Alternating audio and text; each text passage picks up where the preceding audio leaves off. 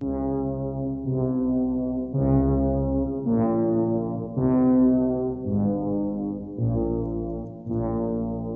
is a truly fantastic early Coen Brothers film about a sordid small-town comedy of errors. Hapless automobile sales manager Jerry Lundegaard, William H. Macy, is desperate for money and arranges for two criminals to kidnap his wife so they can extort a large ransom from her wealthy father. As this plan spirals into multiple homicides, plucky pregnant Minnesotan police chief Marge Gunderson, Frances McDormand, gets on the case. It's rare to find a film that feels so immersively real. The film has witty dialogue and an outlandish premise, but the film overall feels so authentic. With the exception of Marge, the characters aren't exceptional, they're everyday people doing their jobs and keeping their spirits up. The film's natural acting, the limited use of music, and the slow, steady progression of misfortunes make the film feel very authentic and true to life, which is fitting, as Fargo is supposedly loosely based on true events. I say the characters are unexceptional, but only in the sense of them being normal. The characters are undoubtedly fun and nuanced.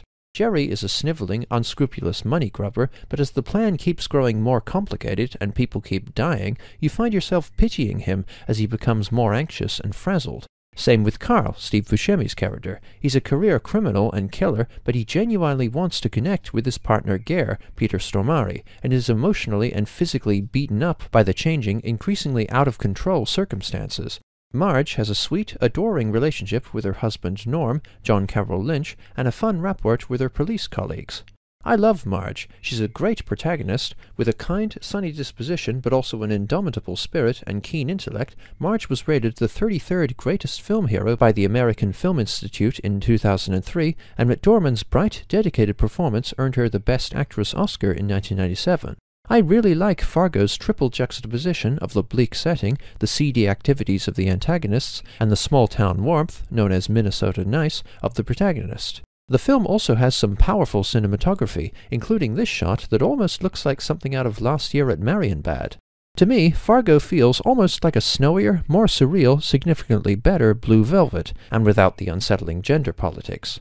I saw Fargo for two reasons. One of my favorite films of 2015 was Kumiko the Treasure Hunter, a gripping and subtly tragic character study about an introverted Japanese woman who is convinced that the events of Fargo are real and travels to Minnesota to search for the huge fortune Carl buries in a field. Fargo is the primary motivator of Kumiko in her journey, and the film dramatizes an urban legend based on a media misunderstanding of the unfortunate suicide of real Japanese office worker Tanako Kunishi. I also recently finished the Telltale adventure game Puzzle Agent, which, as Ross Scott of the Game Dungeon pointed out, drew much inspiration from Fargo.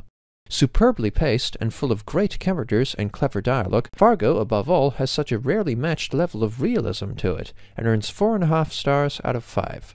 Thanks for watching. Cheers.